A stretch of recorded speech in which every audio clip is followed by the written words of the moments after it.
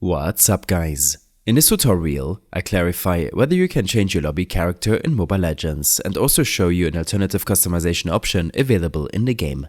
If you're wondering if it's possible to change the character displayed on the main lobby screen, unfortunately you can't. The default character, Layla, is fixed and cannot be replaced or customized at this time. However, you do have the option to personalize the champion displayed on your profile.